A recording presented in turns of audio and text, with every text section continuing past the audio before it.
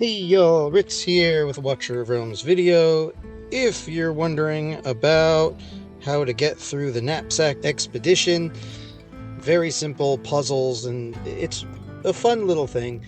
I have a whole video going through all the different solutions, which I will link in a little banner. However, I did want to talk about this new summoning that's popped up. And yes, I do still stand by what I said this last week, that this is one of the strongest regular banners that we have ever seen, having Neja and Numera on the banner. I think that it is an incredible banner. Also, if you didn't have Laurel, she'll boost your guild boss score like crazy. Aatrox and Baron are both fantastic, so this is just a really good banner, and I still stand by that. That being said, this is for sure the strongest ancient banner that we've ever seen. You get to choose your own Lord hero to get a 20x multiplier. That is crazy amazing. So if you don't have Ingrid, you can pick Ingrid and have her on a 20x rate up. This is the banner I was waiting for. This is the banner I was hoping for. I was hoping for Ingrid because she's crazy, and it's basically you have her or you don't. Therefore, you can compete in arena and in guild wars, or you can't. It's kind of have and have not. The way that she was built is crazy. Now, that being said, it's true that... Where is he? There it is. So this summoning is also very good. Dracula himself, I've noticed, is pretty strong, much stronger than we initially thought. Even though he has a 10-second attack period, it's really kind of tied to the fact that it says here he does not attack on his own. It's really when an ally with Soul Rot deals damage with their basic attack, he launches another attack. So it's not that he only attacks every 10 seconds. He doesn't attack by himself. His attack interval is someone else's attack interval. That's what it sounds like to me. So if you have a really fast Wukong who you give this Soul Rot to, then he's going to be attacking really fast. If you have a very fast attack from, Neja, then he's going to also have that attack. And it seems that his attack also seems to take on some aspects of that person that he gives Soul Rot to. It's very interesting because he can hit things that are outside of the normal range. He's actually better than we thought, it seems. More testing probably is needed to really understand how good he is or not, but I have seen top teams in Arena using him. So these two are quite strong. Valderon can't really beat him in single target. I mean, you can with certain comps, but it's not as easy. He's extremely good. There's a reason he's the meta. However, as far as I have seen, Lyken is going to have some very interesting uses. He is a tactician, which means he can move around, and they want him to move around. There's let's see.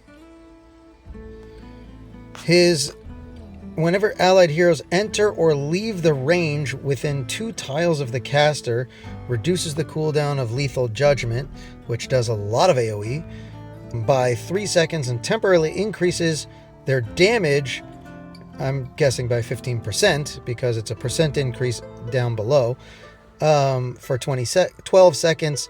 That is going to go up to 15 seconds for 25% damage, and a 5-second cooldown for Lethal Judgment.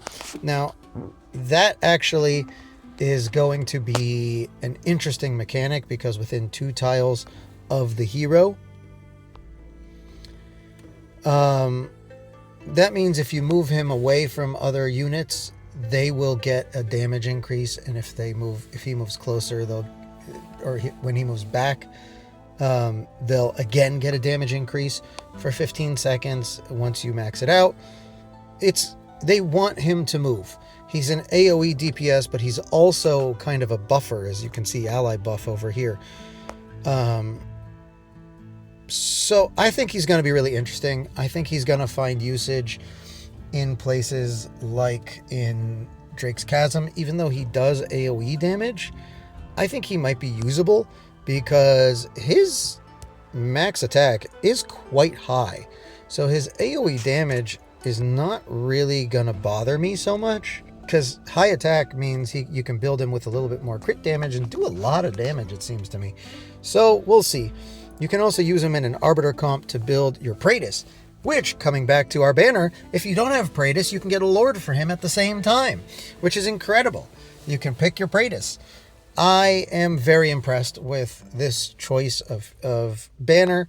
I think it's going to be amazing. I think everyone is going to need to summon on this. If you have Ingrid, you have Nastia, you have your Praetus, you have Valderon, you have Yovar. You're already at an end game account. Pick who you need Awakenings for. It's amazing, this banner. It's very powerful. You get to choose who you need.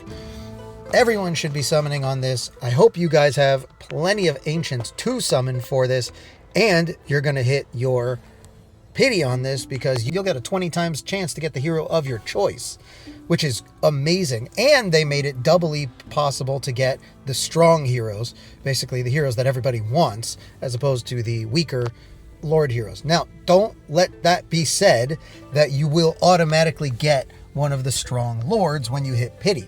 I know plenty of people got very disappointed when they put this into place and they pulled Venoma. They pulled King Hearts. I hear, very disappointing, very hard. I had that on my previous account where I pulled Venoma twice in a row on Ancient Pity, and it was very, very not fun. It's still RNG. Even if you have twice the chance, that means it's 2/3 over here and 1/3 over there. So 1/3 of people are still going to pull one of the weaker heroes. So RNG is not our friend. We know that. And we have a chance this week to pick up Draelyn. If you don't have any divine summons, maybe push your campaign, get some extra divine summons somehow, some way. Getting Draelyn is huge, huge, huge. She is so good. What our regular banner is, we haven't seen yet. It might be that Draelyn is only on special divine summoning. I really hope to hit Draelyn, but it would not be a bad thing to hit Talin. If you don't have Talin, she is very, very useful. If you don't have a Dispeller, for instance, on APOC, she has a Dispel when she's up on a platform tile. And when you need an AoE tank, basically, she's actually very solid AoE tank. When you place her on a ground tile, she turns into a bear and becomes an AoE tank. And you can switch her back and forth. She can come back around very quickly. And if you need to, for instance, Lyken can jump on top of her spot and you can move her very quickly with Thorn Shield. It keeps this Thorn Shield ability as she goes back and forth. I find it very interesting. She's a good unit. She's usable in a bunch of places. So picking up a Talon if you don't have one, don't be disappointed if you don't get Draelyn and you get Talon. But if you're going for Draelyn and you get Draelyn, that's amazing. I want to know, are you going to be summoning this weekend? For me, heck yeah. I'm pulling everything. I'm pulling everything I have on my divines here, on my ancients here, probably everything. I'm going to be picking Ingrid. And on my regular ones, I'm going to be pulling here. I really, really want Van Helsing. This is an important banner for anyone who doesn't have an AoE marksman. And even if you have an AoE marksman, Van Helsing is really good. I hope you guys did well. I hope you guys made out like a bandit on your summons. I definitely did this week. But my summons are going here for Van Helsing because I still don't have an AoE marksman, and Van Helsing would be huge for my account. Anyway, let me know who you're going to pick. I'm definitely picking Ingrid. I don't have Ingrid, Bradis, or Valderon. Ingrid probably, I think, is arguably the strongest hero in the game right now. She can do single target, she can do AoE, and she does a ton of damage. She does true damage, everything. Like, I'm pulling for Ingrid. Who are you pulling for this week? Put it in the comments. If I don't see you, good afternoon, good evening, good night, and I'll see you in the next one.